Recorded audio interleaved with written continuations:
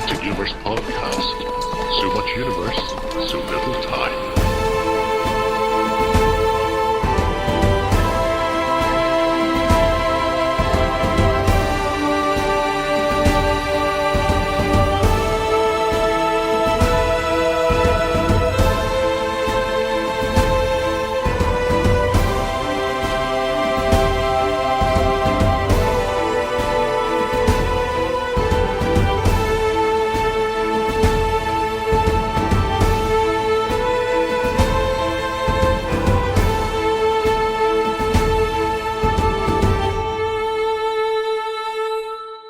Hello, you are listening to the Mantic Universe podcast. My name is Chris, and as a special treat, I'm joined by my good friend Matthias. Matthias, how are you, kind sir? Yeah, thank you very much. I'm fine so far. How are you? Everything good back home and relaxed and slept well? Home safe, yes, absolutely. I've noticed actually I've had a bad back for the last week, which I think might be from bending over tables at Clash, but it does seem to be getting better. So, dear listener, we might be joined by a couple more people as we record, but Matthias and I are just catching up. It's been a week, Matthias, since Clash of Kings ended. And so we just wanted to make a little kind of post-mortem episode for Clash of Kings 2025. Yeah, it was we have all, a clash back, kind of, because this is something I've heard from a lot of people now that bending over tables for 2 days is getting on their backs, and things might be that we are now too old for those kind of things. I was worried that might be part of it. Yes, absolutely. But yeah, normally I'm blessed with a non-painful back, and literally last week, and yeah, it's when I sit down I'm fine, when I lie down I'm fine, and when I'm standing up I'm fine. But it's the transitions that have caused me the problems. So it's literally I get up from my desk at the office and I'm like hobbling around like an old man. So yes, so I hope it's something to do with bending over wargaming tables and nothing more sinister. But fantastic. So Matthias, Great. So let's talk a little bit. As we said, more people may join us as we go, and spoiler alert, dear listener, I really hope Fred joins so we can talk about that in really good detail. But spoiler alert. But Matthias, so when did you travel to Clash and to Nottingham, and who did you travel with? Yeah, so I traveled with my son on Friday. Everything more or less worked out as planned. Some little problems Friday evening afternoon with the plane, because the plane was just a few minutes late, but everything else was delayed, and until we got our luggage, our train was gone. So we had to arrange a little bit different for the travel to Nottingham, but in the end it worked out really well. Traveling back home, then again by train with the airplane from Birmingham to Graz, and from Graz by train. It was stressful, I have to say, but it worked out really well, because when we got home, like, everything was delayed. Like the plane from Birmingham to Frankfurt was late in, but as was the plane from Frankfurt to Graz, and also the train back home from Graz away was late as well. So in the end, it was everything, no stress at all, just A long day. I felt much more relaxed when I finally made it safely home. Absolutely. With your son. Absolutely. And what was really funny, Matthias, is as I was sitting in the terminal waiting for my plane, I had a message from you, Matthias, and it said, "Where are you?" And I said, "Oh, I'm just waiting in the terminal." Sent you a photo, and you said, "Look behind you." And who was sitting directly behind me? But which was really fun. And Liam was there. He's really lovely lad. We haven't talked about this, whom is taking which train back home, because I don't know why, but it didn't felt like we are on the same travel route. And then I somehow saw a very exhausted person walking by to the terminal, looking in, because he probably didn't know that the plane was late in, so just going for the late last minutes, and then sit down relaxing behind me. I said, maybe it's not Chris, I'm not sure. I drop in a message just to be safe. Yeah, tap a stranger on the shoulder in this day and age. Yeah. Yeah, absolutely. And I had one as well. I have to say, I had one embarrassing moment. I think on Saturday when somebody, very, very nice guy, came up to me and said, "You don't recognise me, do you?"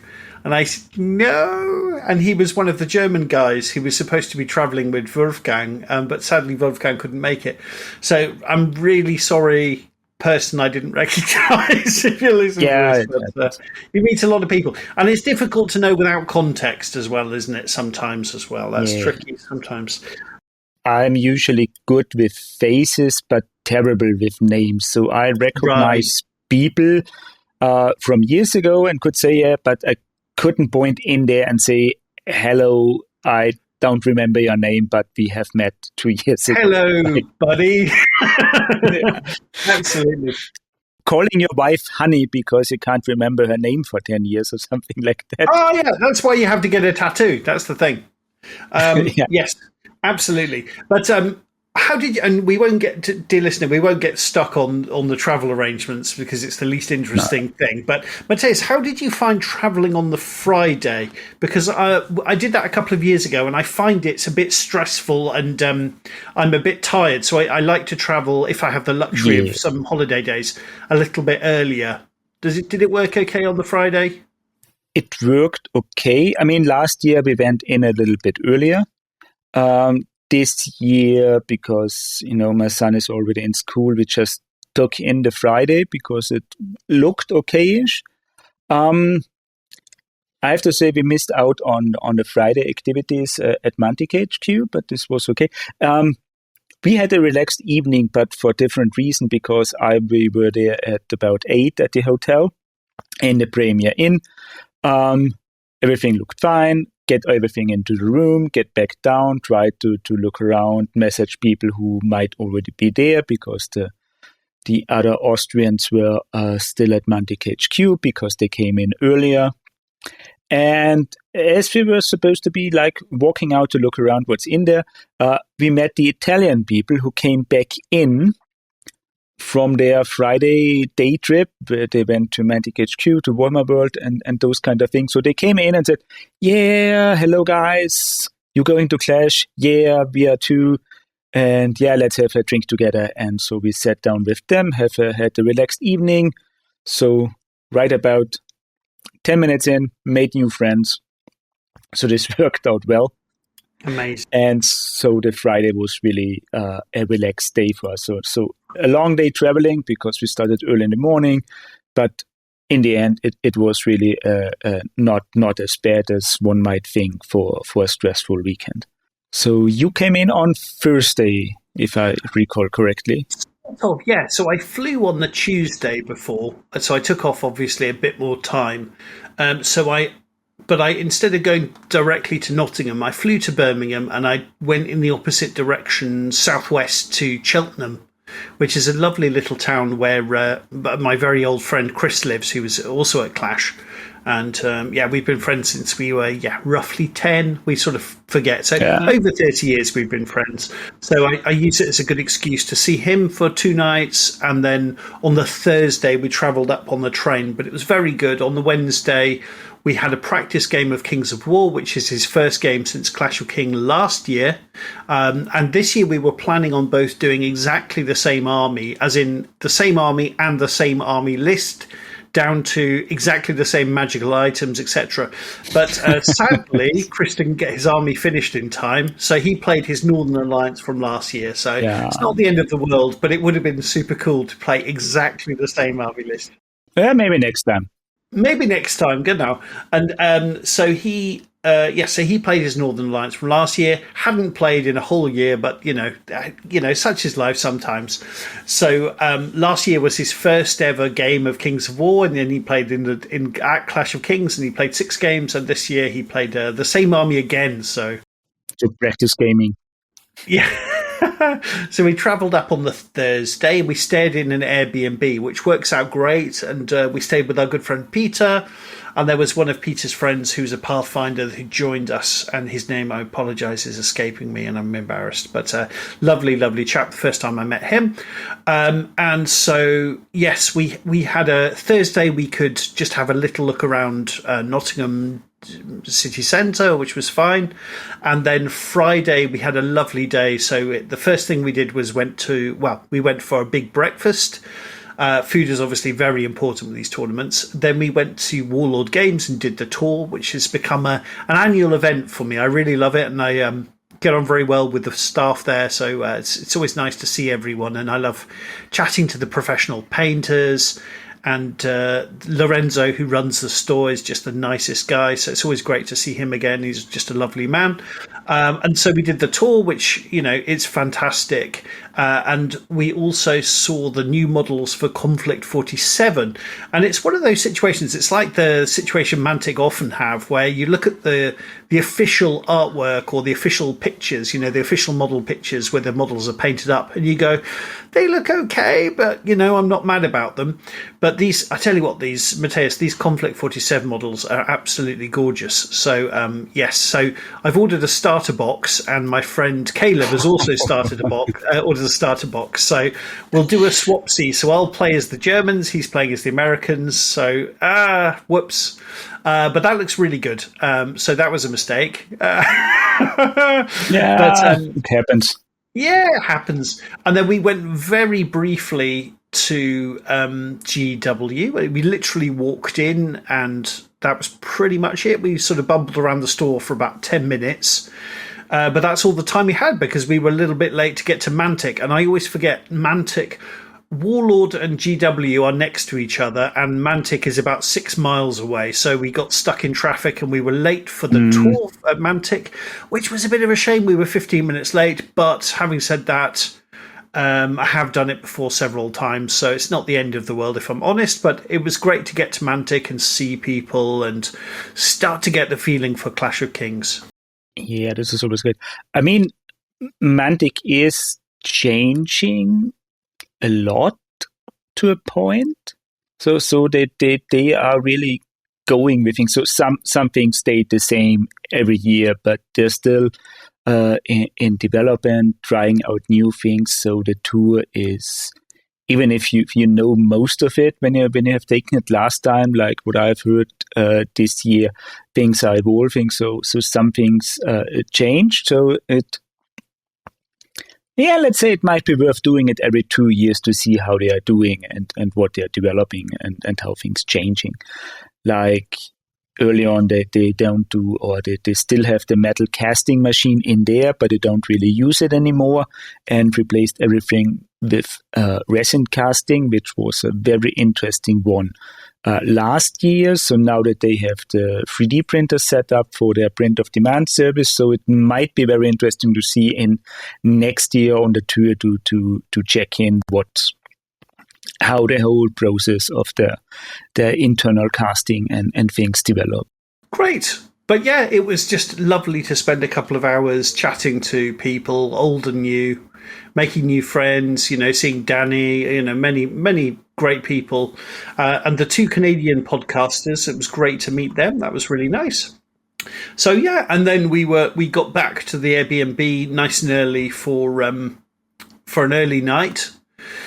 And so Saturday, so it was held again in Nottingham High School, which is a great location for it. And I mean, Steve Hildrew, I know he always compliments his team, and I'm sure he gets a lot of help, but he does such an amazing job with Clash. I think before he took over Clash, it was sort of if I'm honest, when Mantic ran it, it was a mediocre tournament. It was fine, nothing wrong with it, but really nothing particularly special. And Steve's turned it into something that is really exceptional. I mean, the attention to detail is something else. It's just he brings the enthusiasm into that event, and it's really like his baby, and he really cares, and all his energy he gets into with the great thing. So he's really doing a great job. I can't thank him enough for doing it and making a real outstanding and great event. So, all hail to Steve Hildrew and his team for doing it, and it is already, or it was already, a great event last year's, but it's getting better every year. So they're still improving and trying out new things. So this is really something awesome. Yeah, absolutely. It's really extraordinary, and as you said, it somehow gets a little bit better. I think there was 200 or just under with people dropping out. I think there was just under 200 players. And Matthias, very, very briefly, maybe talk about our armies, just literally in 10 seconds. So you bought the Dirty Elves. Yeah, one has to. No, I just. Well, this was actually my plan B, as I was thinking about doing Abyss this year, but that plan changed with Steve changing the content of the XL goodie bags, because I planned to build my Abyss army around the ambush boxes, and then get the Titan at Clash with the XL goodie bag. And then I got the survey, and Steve changed that this year you can't get a Titan, but an ambush box. So, well, I decided, okay, then I just get the ambush box. I'm going to speculate wildly that was Mantic's decision, because I think the massive resin models would have been very expensive, whereas, a couple of sprues of plastic, it's going to cost them. I'm pretty sure that this was a combined decision from them both to not doing the same every year, because the number of Titans are limited, and this year we only had one new one, so maybe 90% of the players would have taken the Lord of Lights. So, but for me it was like, I wanted to buy the ambush boxes anyway for the army, but in this case I can't bring the army to Clash when I got the boxes at Clash, so I fall back to plan B, to just take the elves from which already have taken their last years. But with some minor changes, I got a new unit in, as I got myself some Dracon Riders printed, which I didn't have last year. So just to have something painting up and changing for Clash, so that I don't go with the identical list as last year. So yeah, it's a nasty kind of list, but not that brutal or as people think of elves, because I'm usually taking the different kind of units no one else takes, or that I can do conversions with. So I have my horde of Dracon Riders, which was new this year, my Lord on Dracon, then 3 units of Sea Guard and 2 units of Silver Breeze Cavalry, the Quicksilver Lances upgrade for the Heavy Cavalry, and then 2 War Machines and the King's Champion and Argus, the special character, because I have the original one still in metal, and 2 mages. So it's an average list, I would say, because there are no Glade Stalkers in, and everything is, how to say, very glass cannon type of thing. So this is really a list that plays in aggressively in the first 2-3 turns, and then struggles in the late game if I can't reach everything properly. But this is like how I like to play it. It's at least I enjoy playing it when I have something fast and go into to see action from turn 1. So overall, I managed to got 1 loss. This was against an Abyssal Force, 2 wins and 3 draws. So it can't be that bad, and I'm just a mediocre player in that case. And yeah, I'm really happy with the result, I have to say, because smashing in 3 draws in such a high competitive tournament is something I'm really proud of now. Yeah, I always find the draws turn out to be the best games because they were so. It means they were so incredibly close and so exciting, right? They're always great fun. Yeah, I mean, I was hoping Fred would be on because my very first game, I was challenged by Fred. So last year we were paired up together, I think, on the second day. So it was just a coincidence we were playing each other, and he brought his undead list. And he was winning for 70% of the game, and he ended up losing the game. Now, I think Fred was very unlucky in this game, so it made sense again that he would challenge me this year because it was a very, very, very close game. And yeah, Fred was winning for the majority of it, but I just managed to squeak a win at the end. Now this year, instead of my infantry Northern Alliance list, I brought the Trident Realms. And I think it's really my favourite army. And I made a list that only does one thing, and it does one thing very well.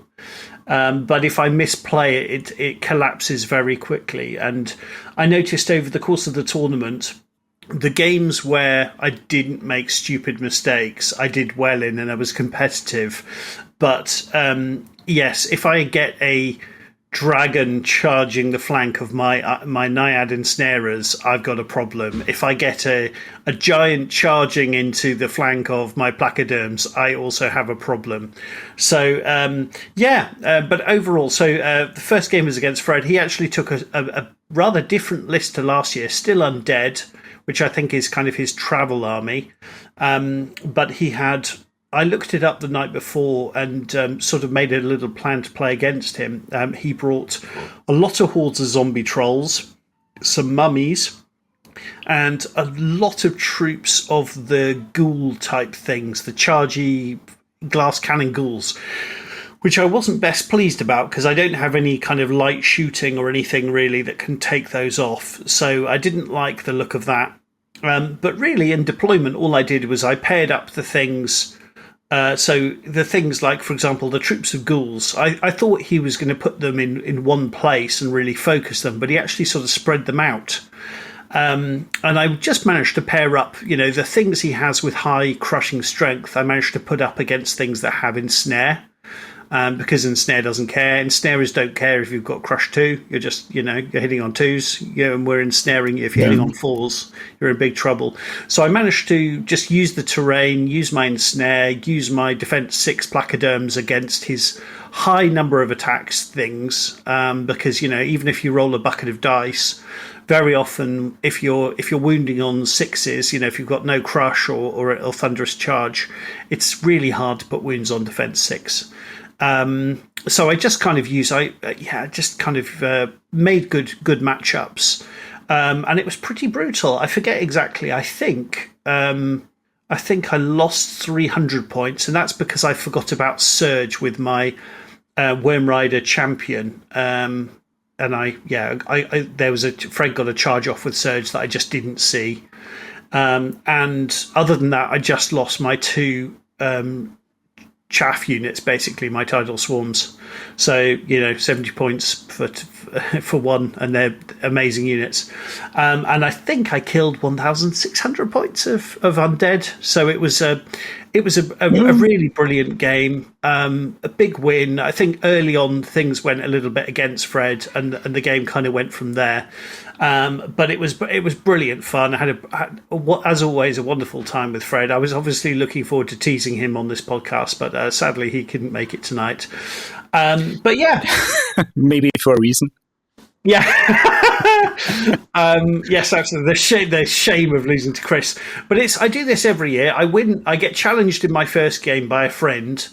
I win. I think for the last 3 years, I've won my first game. But then that puts me, unfortunately, Matthias, that then puts me up against good players when I'm not actually a good player. I can kind of play well as long as I don't make terrible mistakes. I can play quite well for one game and give somebody a decent game. But then the concentration over the course of a whole weekend goes. I just don't have that. So I played, but I have to say this tournament, I only played against really nice people. I had 6 amazing games of Kings of War. There were no games that were mediocre, no weird situations, which you sometimes get. It was just a brilliant weekend. So Yeah, so I don't really want to single anyone out in particular, but a fantastic time. I also played against some real, some of the really known people like Steve Evans and Andy 2D6. Played against some really good players, and Andy's a much better player than me, but he brought quite a fun Night Stalkers list, which is not something you hear very often. I slightly misplayed, and actually it's great because he's made a YouTube video, so I could look at some photos of our game and hear his commentary on it, and I can understand where I made mistakes. I think in general I kind of misplayed my giggers quite a lot in games. And I definitely made some pretty big mistakes in hindsight in games, but I was pretty competitive. Against Steve Evans, I realised to do something to stop his shrine getting a flank on me. And then when it came to it, I completely forgot about it and did something else. And then he got a flank charge, and that slowed down that flank. So I think had I not made that incredibly stupid mistake where I'd realised, okay, I've got a problem there, but I have a good solution for it, I think if I'd have stuck with what I meant to do, I would have had a fair chance to win that one. There was another game against Empire of Dust where if my giggers survive a charge... if the game ends on turn 6, it's a draw. So actually, turn 5, I was in a winning position, and then my king and I think my placoderms suddenly crumbled. I think dice spiked and they crumbled. So then we were drawing. If it ended on turn 6, it would have been a draw. And then it went to turn 7. If my giggers survived a charge, which in fairness was a pretty rough one, I think against some... I don't know, those undead chargy crush 2 things, enslaved guardians or something.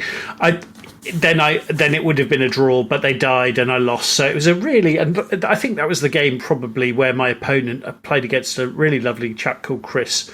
I think actually he was a lot better than me, but I still gave him a very good game. So so then after the crushing win against Fred, I then slowly dropped down the table, and then it wasn't really until game 6 where I felt I was actually really where I belonged, and I played against a lovely chap with his turtle-themed salamanders. Hi, Pa, if you're listening. He was very complimentary about me and Jerry, rumbling on about laser discs and whatever. So that was really, really nice. We had a terrific game. I think it was a really nasty matchup for him because he's got a combat army that hits on 4s, natively for the most part. And obviously ensnare using the terrain, phalanx. It's a really rough matchup for him. So, it was a fight. I mean, I think he played really well. We had a lovely time. There was twice I cast Bastion on my Naiad Ensnarers, and if it weren't for casting that, they'd have gone. Had they gone, it would have been a different game, but we just managed to survive twice by the skin of our teeth, and then over the course of the game, they then regen back to probably 2 wounds or something by the end of the game. So I think that was a little bit demoralising for him, and I think, like me, he'd won his first game quite well, and then played against a load of players who were a little bit too good for him, exactly as I had. But I think I played well, and that was another big win in the end. Although it was, for 2 turns I was flying by the seat of my pants there, but just managed to scrape the win. So but it was 6 really good games against 6 really good opponents who I just enjoyed the time, and I learned a lot, and I just had a brilliant time. There was no situations where anyone was doing anything I thought was unfair or trying to manipulate things in their favour. There were just 5 really, really nice, or 6, can I count? 6 really, really great games, played in the right spirit for Kings of War, I think, Matthias. So yes, very much enjoyed that. Yeah, it's always nice to have the nice people playing, and I haven't met anyone I would call not nice at Clash in the 3 times I was there. So it is a very competitive event, but there are no ungood people there. everyone is really about relaxed as far as it goes for a competitive event. There's still so no negative tension or anything personal, just more or less professional things going on there. And I have to say, I had my lucky dice rolls at that tournament. I mean, I got a lucky draw in my 5th game against Alex with his halfling army, which was an interesting one because our armies kind of matched with the unit choices. So both of us had their shooting hordes, their lonesome rider on the flying beast. Like he had the winged Arales and I had my Dracon.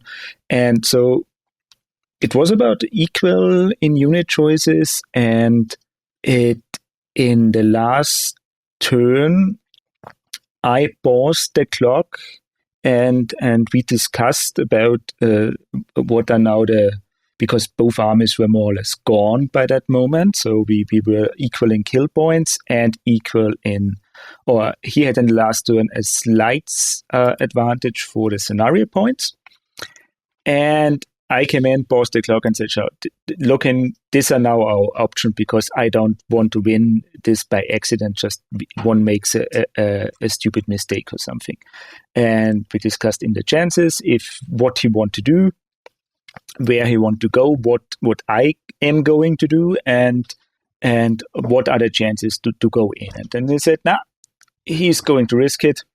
He's going all in, charged in with his cavalry to get on the last token and killing my Dracon, with then me having the last turn, get my King's Champion in, made some damage, rolled a lucky double 6 and wiped out his cavalry unit. So we were equal in tokens again and equal in kill points. So both had 2 tokens. I think this was just like one of those moments where I said, yep, told you not to gamble, play it safe. But this is like, it was really a nice and energetic moment. And like also kind of all my draws were not just draw with scenario, but also equaling kill points, which was also surprising because usually I'm not that good at killing units because I usually only play the scenario. So I started with my first game against one of the Polish player, Maciej Reda, which I definitely pronounce wrong. That's definitely spot on. You can just tell that was authentic Polish pronunciation. And he played Twilightkin, which I am usually struggling against. And he, deployed not how I would expect the Twilightkin to deploy their army. So this went differently than expected, but in the end, it was like both being equal in the scenario again and equal in kill points. We lost about the same amount of units, and I guess first game being a draw was like the best I could have, because winning it would mean I made a stupid mistake in the end. I could have won it, but I by accident move the last unit out of the control zone or into the wrong control zone because I was misguessing the. So first scenario was with the 3 zones in the middle to control them, and I had one unit on the left side. Hold the line, I think it's called. Sorry, yeah, hold the line. Yeah, where he had where my cavalry was in a combat with one of his units, but they were out of the zone, so my cavalry was the only unit in. Then there was the center where we were about equal. He had a slight advantage with the horde, and the right side belonged to him. And I somehow, in a hurry, because we were both out of time, it ended in I think it was the 5th turn with 0 on both clocks. And I somehow in the hurry moved one of my cavalry unit back on the left side to secure that zone. But it was like, and then we measured and so, okay, his unit was out anyway, so this wasn't necessary. And by moving my unit out, we were equal in unit strength in the middle. So, could have been avoided. Was a stupid mistake, but a draw in the first game is okay. Like you said, winning it high or anything like that puts you together with the good players that are definitely on a better other level. And so a draw was fine for me. Second game was one of the Germans that came in, Paul Lieder, I think, who played Abyss with a shooty list, which is with elves, low defense. So he had more shooting and kind of the better monster. So I managed to take out his Lord of Lies early on, but then it more or less went downhill for me because he was still could shoot way too much for me to get close to him. And so this was my only loss. Third game then against Dave KitKat with the Halflings, which was a lovely game. We had way too much fun talking to each other about our hobbies and where we came from, what we have done before, that we were also running out of time, which I'm really sorry because he had a slightly advantage in the end, but it ended again with a draw to think, no, I won. It would have been a draw if we were not out of time, but because the timing was off, I won the game. And so first day was a draw, a win, and a loss. So as you would like it, one from all three. And first game on the second day, and again against another German player from my own team, Konstantin Mannweiler, because I think one of the other or two of the other players called in sick on Sunday. So Steve had to rearrange things a little bit, and he played Riftforged Orcs. And we had a good, relaxed game against each other. He was a little bit nervous playing against elves, but in the end, it was another draw, which is, I say, okay for a friendly game against your teammates. And then the game against Alex, which I already told about. And the last game was, I have to say, a little tricky.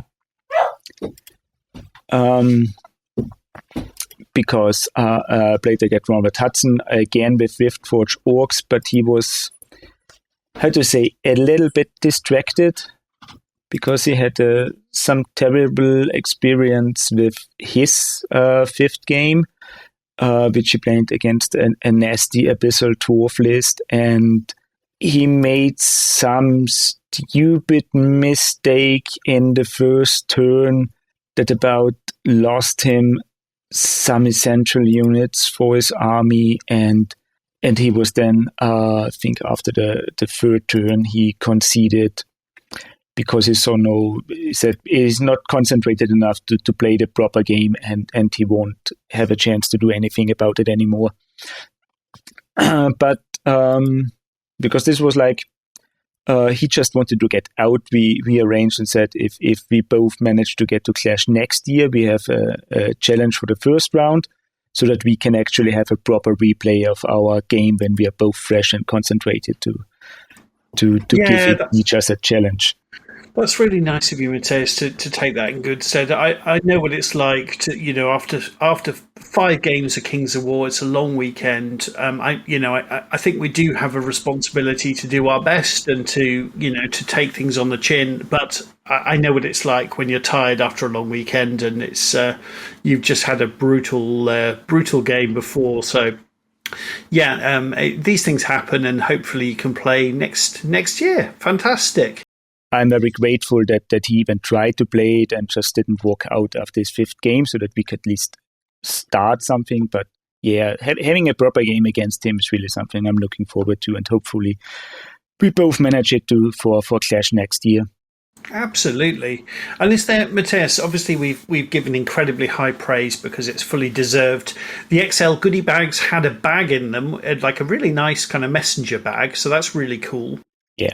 I mean, it was cool, but next time, Steve, I already told you, if you do those things next time, please tell us before, because it's like smuggling an extra bag in the luggage in the plane isn't easy. Yes, absolutely right. Yeah, exactly right. I had exactly the same issue. I was very lucky in as much as my local friend Andrew drove, and he was kind enough to bring my army board, for me in the car. And when I gave him the stuff to go back, it was like double the size. Can you fit this in your car, please, buddy? This would be great. But he, yes, very kindly did it for me. Oh, and Matthias, I was so secretly my goal for the weekend was to win a hobby pin. And I won one, and I was very proud of myself for that, and I'm thrilled. So the hobby pin is proudly displayed on my wall. So that was the most important one. I got one too. Yes, it's now my second one, and I have to. Yeah, it's. I'm not a good enough painter, or to say I don't put enough work into the armies to compete with those awesome things out there, and this is. This is more of a joke than something serious, but we are in a slightly disadvantage coming by plane, so we can't have those awesome display boards with us that others take. I mean, that's part of the reason that mine wasn't as good as Nick Williams. Sure, it's not the full reason, but it's not there. It helps. I mean, it's like having an impressive display board to show off your army helps a lot to get a theme through, and Nick Williams truly deserves his best painted army. It's like it was some awesome conversions and everything. It was like a perfect arrangement in all things. But like, if you don't have a display board and just what you travel with the carry boards you can get into the hand luggage for the plane, it's a little bit tricky to display your army properly and you have to put much more effort into the everything else so to show off. But as I said, it's not that serious. It's more of a joke to see what contributes, but it's also like we showing off armies, so of course the full display is important here.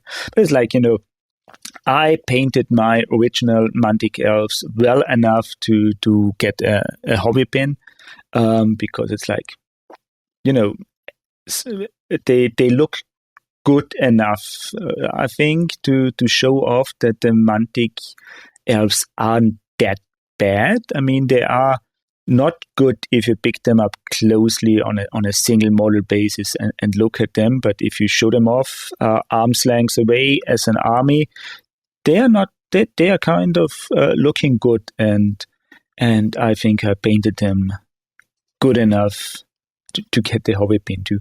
And your Trident Realm army was like awesome as well. I'm gonna say looking impressive on the small display board. So I'm glad you got one too. Thanks, buddy. And I think also Andrew got one, who was on my team, if I recall correctly. I'll have to take your word for that. I'm not sure about that. Tom, our friend Tom King got one. Chris got one. As well. Yeah. I don't know how many. I think there were less than 20 of them. So it's a big deal to get one, to be honest. It's, something, I think it's under 10% of armies got one. So that's pretty amazing. So it's from 200 players, and I think they have 15 to 20 of those pins for the armies that can't really make it to best painted, but are still impressive enough to show off something special for the jury to deserve it. So yeah, I'm kind of proud of it. This is like I'm overall happy with the result because it's the realistic prize we can win, and we won it. I think we should say as well, the basic standard is really good. Like, most tournaments, your average army at Clash would probably be one of the better looking armies. The basic standard is really, really high. So to get a hobby pin was absolutely amazing. Really, really thrilled about that. the interesting one here with the hobby bin is I think they brought it around during game 5 on the tables, and this is when I played Alex, and both of us got one. So he got one for his army because this nicely painted halfling army with all the small mini dioramas and extra units on the display board, and I for my elf. So this was really like also a cool moment when you say you have an awesome game with a lot of energy going on, aiming for a draw with both giving no mercy to the units, going full in, and then we both got the hobby bin. Like this was like really a highlight of the tournament.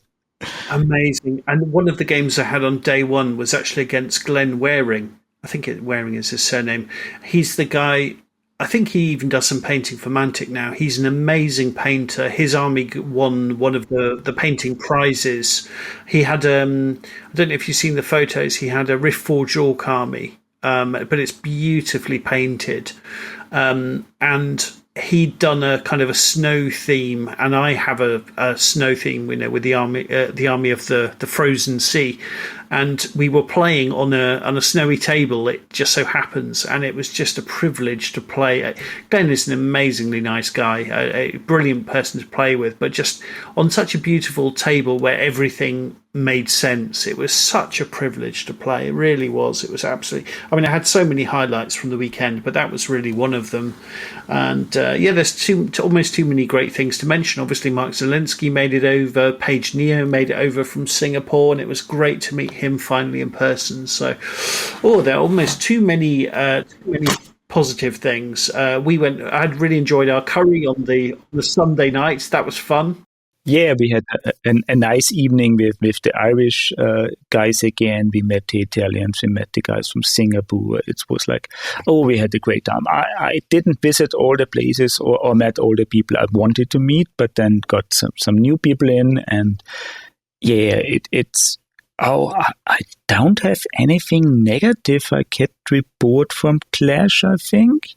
I think as well, actually, you can spread yourself too thin. If you try and meet everyone, you won't really meet anyone adequately, if you know what I mean. So I think just having a bit of focus really helps, and not feeling the pressure to speak to everyone, I think I wanted to talk a little to the French guys and to the Spanish from last year, but I missed them on day one, and think they were they had they were in a different pub on Sunday that which I got the information too late, so I missed the Spanish guys out.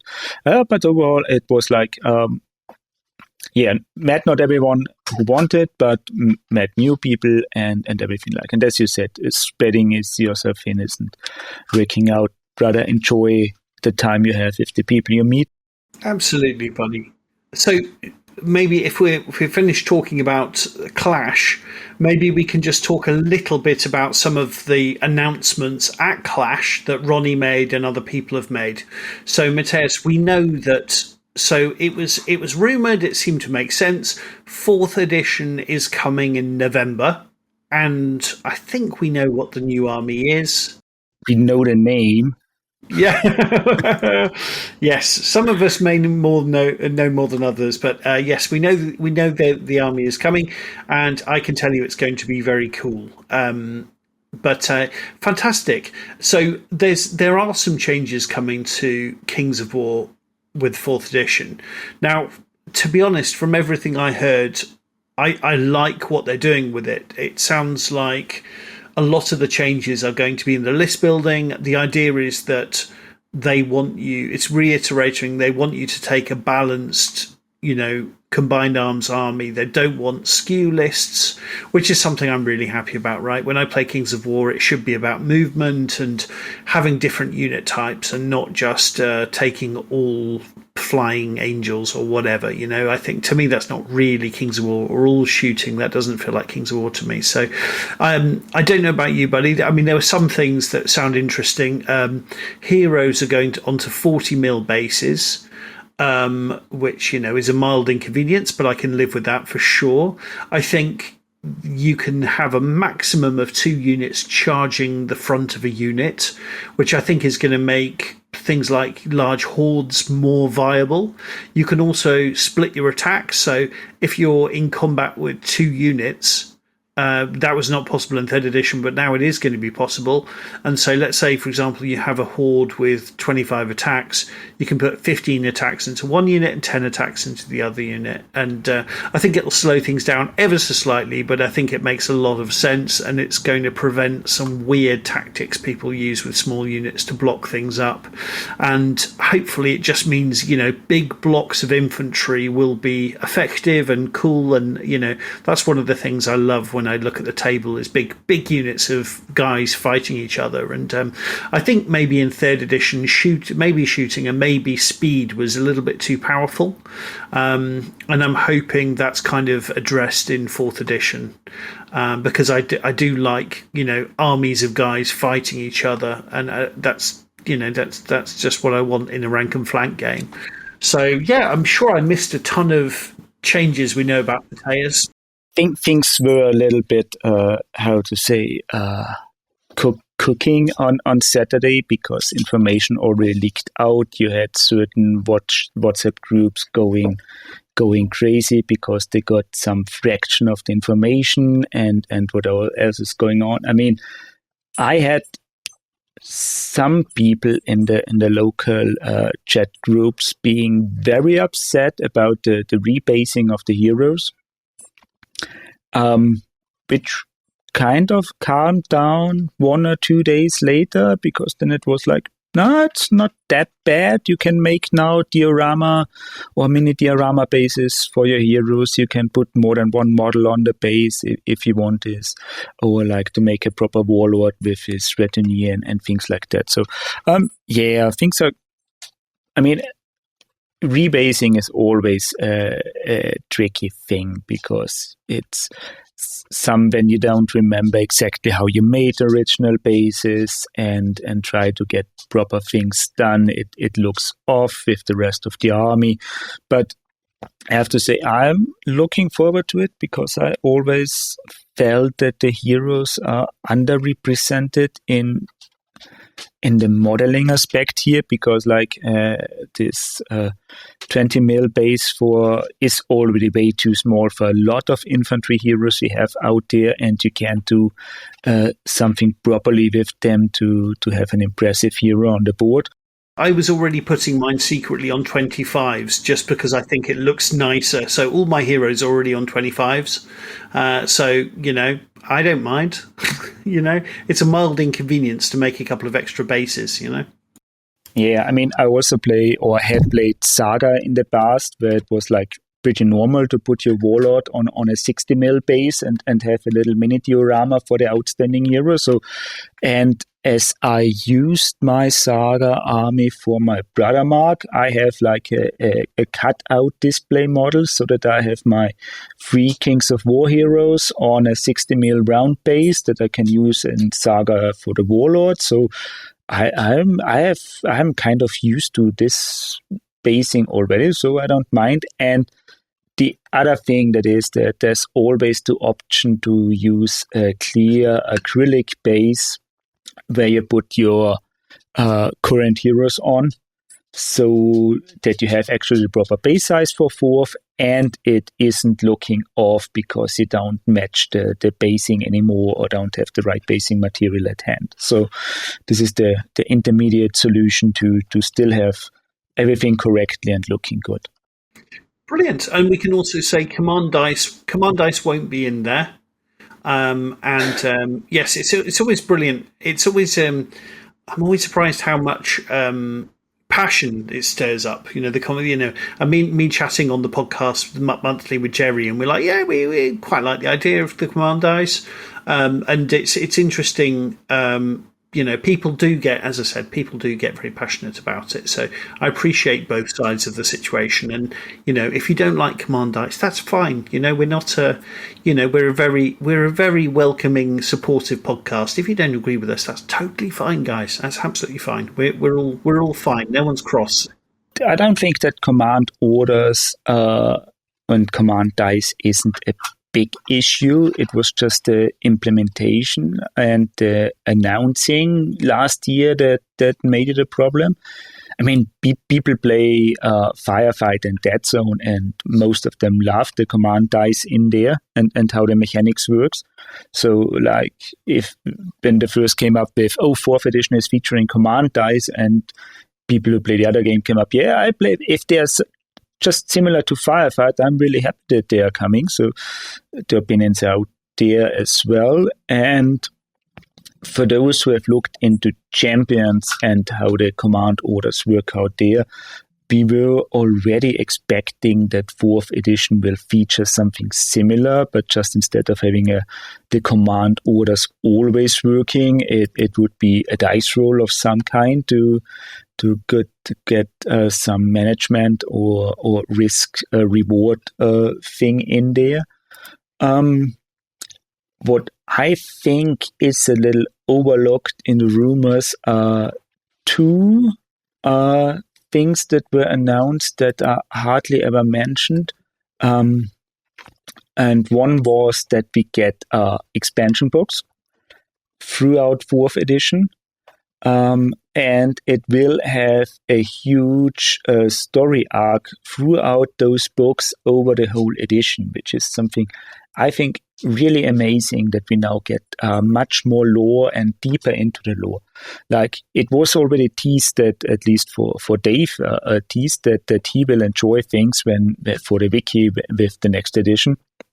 And we get so this is like the faction focus book that feature 3 to 4 armies, which have go along with a model release and get a lot of background sections. So this is like a kind of combined army book, so not an army book for a single army, but a campaign army book for 3 to 4 armies. We know the first one that's coming out is called Invasion. It will feature halflings, salamanders, and trident, and the new army. And so we kind of know how the release model for 4th edition is now going along, that each new army and model release is going to feature one of those big books. And I'm really looking forward to enjoying reading the background and finally having army books for Kings of War is something really great. And I think people, sorry, Matthias, just to jump in for a second, I think people have compared this to GW and said, oh no, it's just like, buying codexes for GW games. Actually, I don't think it is. It's more like buying books for Warlord games. It's more like buying those campaign books. It because it isn't an army book with a single army. People are worried because with Games Workshop, there's usually the power creep that the follow-up army book is always more powerful than the previous ones. Which I have to say is a problem for Games Workshop and not something that is a default setup for that release model, because if all armies are already playtested against each other during the rules development, any power creep won't really happen, or not as much as people think. And that we get a combined book with 3 to 4 armies. It isn't like the army book release either, that only a single army gets a focus at a time with new models releases, but we really get something. I think that is really like the campaign books from Warlord Games.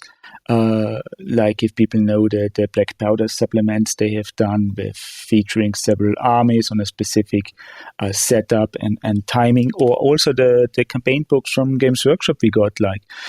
Mentioning the end time books might be draw the wrong conclusions, but those, I think for 40k they have done several end of edition campaign books featuring different armies or several armies to driving a story focused game. So I'm looking forward to it. I don't see the big negativity in the rules here, because I know Mantic can write rules. This isn't a problem, but expanding the background is now something huge for me. And the second thing that get not really talked about, so just trying to pick up the right notes, is the game sizes and how those work, because we now got Fourth edition is featuring again those 3 different game sizes, like the Ambush, Standard, and Legendary games. With Ambush being the 1,000 points or less, Standard being between 1,001 and 2,999, and Legendary 3,000 and above. It's so these things stay as they were. The interesting thing for me is now that we have battalions in the game sizes, and Ambush is featuring 1 battalion with additional restrictions to make the small entry-level games playable. So we expect something similar now, that irregular units and additional unlocks and things like that. And standard games feature 1 to 2 battalions, with Legendary giving any number of battalions and an extra warlord per battalion. So now we know the standard game is going 1 to 2 battalions, so I think army selection will work similar to Firefight, Dead Zone, and Epic Warpath. You get your warlord, and then select for 1 battalion. If you want a second battalion, you need a second warlord.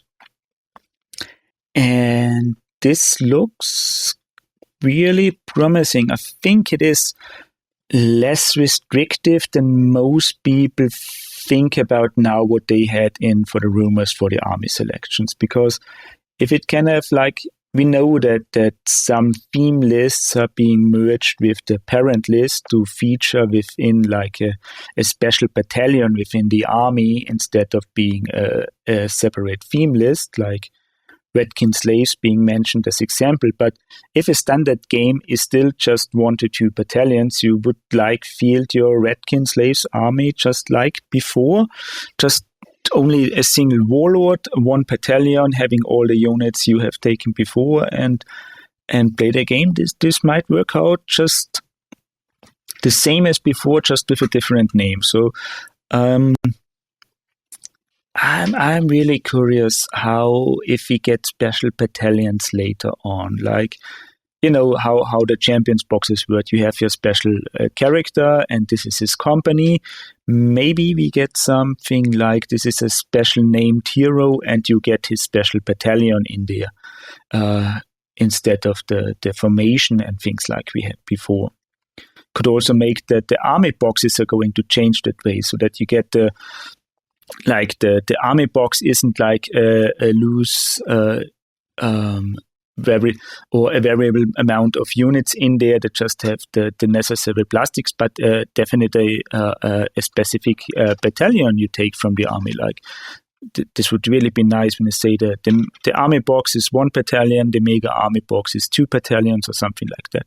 So maybe those could be very nice changes coming along here. Yeah, it's interesting stuff. Yeah, absolutely. Yeah, cool. So yeah, I mean, everything I heard. The only other thing I'd mention actually is just in the pub there was people sitting behind us, and there was a chap who I don't know very loudly talking about Kings of War, and he was asserting very loudly that a load of armies were going to be chopped from 4th edition, and he knew that was the case. He might do, I don't know who it was, so he may have more information than me. But he mentioned the Green Lady, Ratkin Slaves, I think also the yeah. Anyway, those armies people, you know, Brotherhood, the armies people usually talk about. So who knows? We'll have to see, I suppose. But you know, I'm not convinced that's actually the case. I mean, we may know.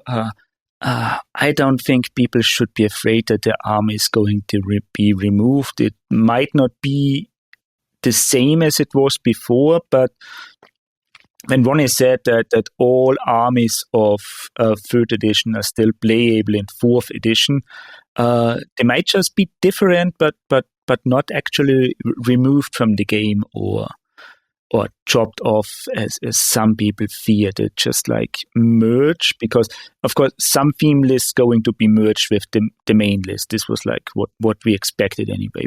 Yeah, things to be tidied up though, rather than chopped off. Yeah, is what I would expect, to be honest. when Redkin slaves become, instead of being their own army, just being a battalion inside the Abyssal Dwarfs army, and you still only need one battalion to play the standard game, they are still there. You can still play them, and it might be even more flexible to play them, because if you like having one battalion being your Redkin slaves and the second battalion regular Abyssal Dwarf, you have a more choice of units than you actually had before they were their own army. And something similar, we know that some armies stay as a theme when they get and then became their own armies during 4th edition with their own model range, with Varangur being mentioned. So we now know, or at least when the first lists for 4th edition are being released, we will know which armies are going to get actually Mantic models. So this should create at least some hype for those people whose armies is still there. And with the promise that every army is getting a Mantic release during 4th, also the theme lists might that are merged might get some models. I mean, Abyssal Redkin slaves are in a different spot because they have a full Mantic model release, more or less, outside of the special characters.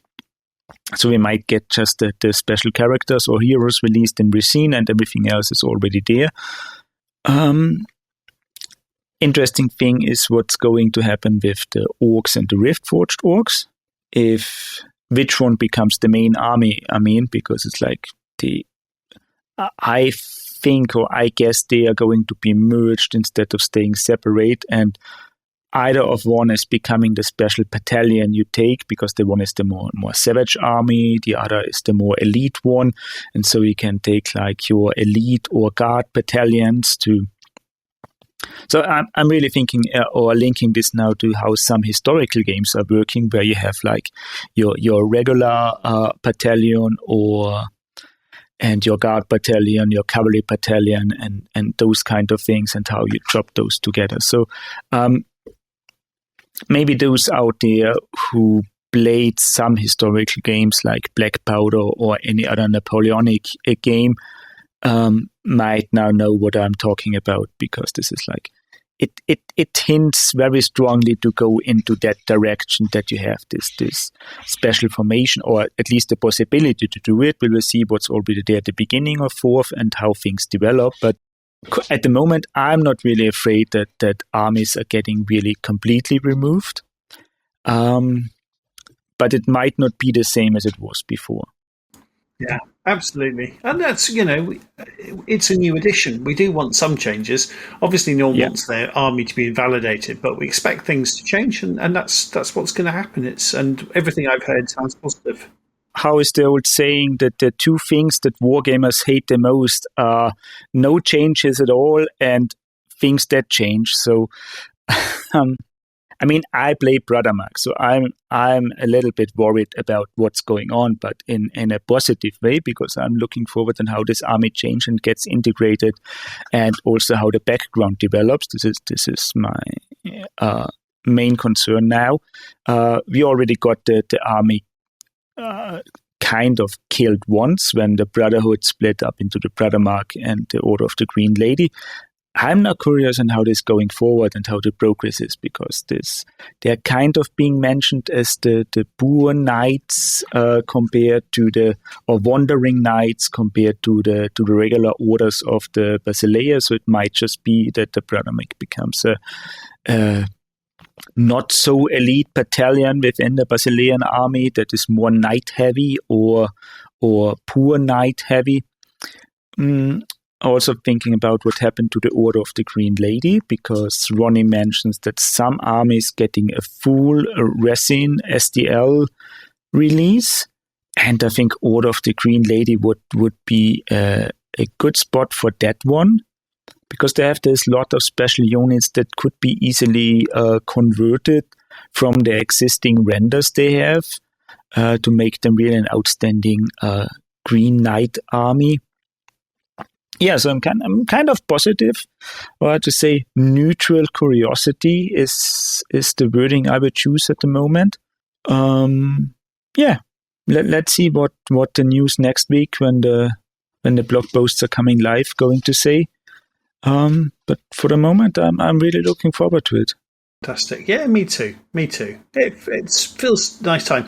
I think they mentioned as well they're going into a 4-year cycle with new editions, and I have no problem with 4 years. Yeah. I think that's absolutely fine. I think 4 to 5 years. I think get me a little shortly on the timing, because I think first edition was 5 years, 2010 to 2015. Second edition was 4 to 5 years with 2015 to late 2019, and now third was lasting for almost 6 years from 2019 to late 2025. So I think another 4-year or 5-year cycle is about right.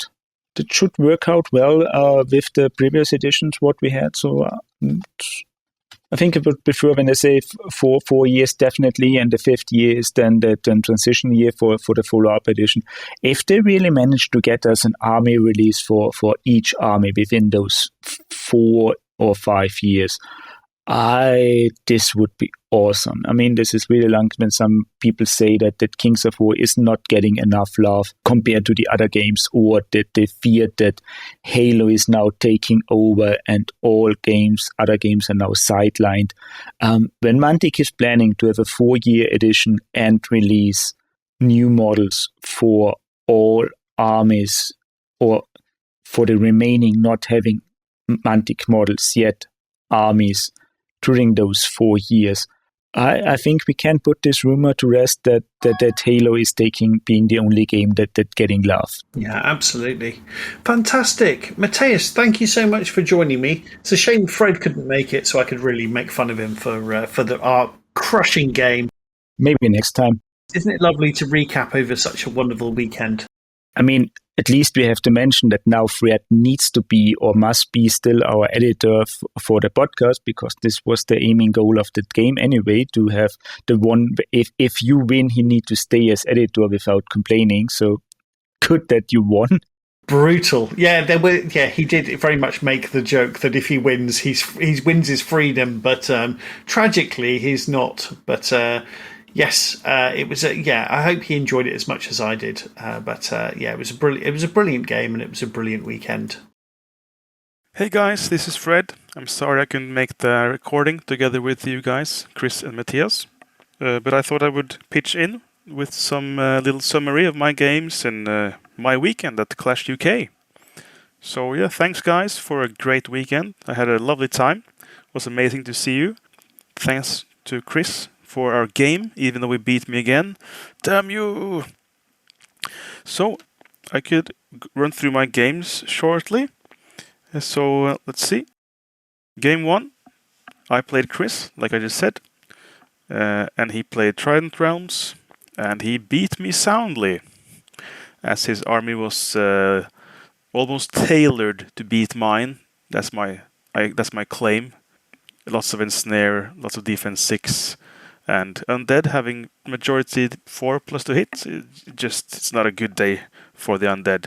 And Chris had a good plan as well, and used the terrain really well to match his plan, and just played it to perfection really. So can't really complain. And I lost against Chris Thomas in game 1. In game 2, I faced Chris Pudley and his Abyssal Dwarfs. In this game, my dice were really hot, and Chris's dice were not so hot. And I was able to beat Chris Pudley and get my first win for the event. In game 3, I met Ian Sturgis and his Abyssal Dwarfs. I just thought to myself, I have no business playing Ian Sturgis because he's a much better player than I. But I thought I would give it my best. And I was feeling confident coming out of a big win from my game 2, also against Abyssal Dwarfs. So I just thought I would lean into it and hope that I would still be the Abyssal Dwarf Slayer for this event. And to turns out I was. My dice were still hot as hell against the Whistledwarfs, and Ian's were quite cold. He couldn't roll very high on the nerve checks, and I actually beat Ian, which is not something I expected, but tried to pretend that I was expecting, just to play it cool all the way to the end. And Ian ended up placing 25th place, I believe, so he still made a good showing despite his somewhat unlucky loss against me. So that ended my day one with 2 wins and 1 loss. At that point I was feeling great because I rarely end day one with 2 wins, so I was really flying high, and a part of me thought that even if I lose all of tomorrow's games, I'll still be, 2 wins. Because last year I went 2 wins and 4 losses, and I thought now I can't possibly end up any worse, at least, than I did last year. Game 4, I met Darren Ware and his Forces of Nature. In this game, I was feeling quite confident. I thought I did my deployment really well, and at one point during turn 2, I actually thought that this is like one of the best situations I've been in a long time. But the dice gods were not on my side, and there was one really critical situation where I needed a single surge dice to succeed to get my some zombie trolls into the flank of his already damaged fire elemental horde. And I rolled 11 dice and got 0 successes. And when that's how your dice are, then you can't really expect to win. So I think in that moment, the win sort of disappeared from me. I think I had no chance of winning after that. And I might have been able to get a draw, but I failed yet another surge with another 0 for 6 dice, I believe, or was it 5? Anyway, I think, 5. So I ended up at 0 surge for 16 dice. And there we go. And so Darren won it. Game 5, I played Rafa Urquieta from South America, which was fun. Fun guy. And he played his ogres.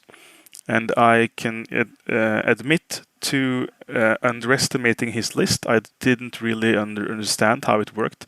Those crocodogs, I've never played against those before, maybe once a long time ago, but I couldn't remember really how they worked. And mostly I just didn't really understand how many attacks they have, especially when you send in 2 as a pair into something, then it's 14 attacks.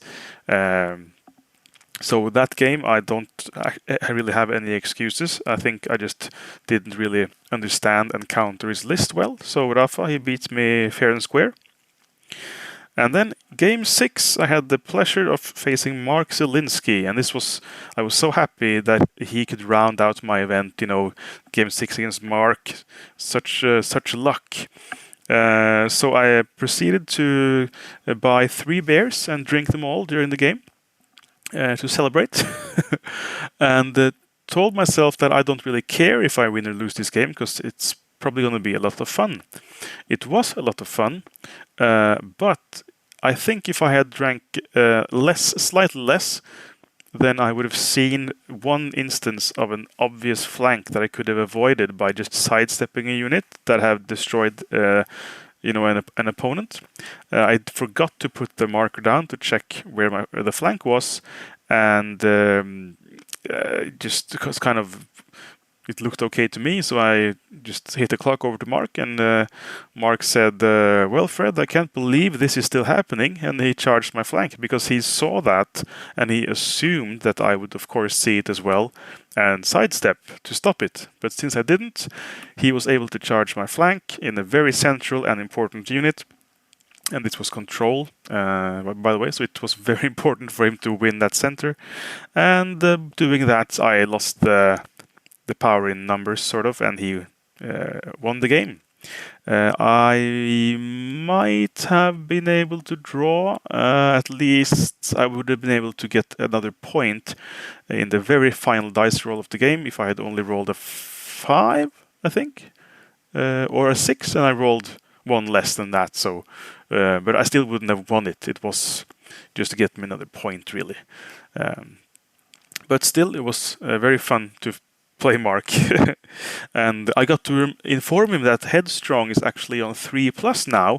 Apparently, he had played it as a 4+ for the entire event, and I was the first opponent that had the courtesy of actually updating him and telling him, no, it's 3+. Which leads me to think, wow, maybe he would have done better if he had played with the updated rules. Anyway, that was a quick run through of my opponents. Thank you all, guys. It was great, playing you all and meeting you. Pardon for not going more into detail in the games, but at least I got to say the list of names, which I think is important. Apart from that, what can I say? Too much to touch on. I'm sure Chris and Matthias have, talked about a lot of things.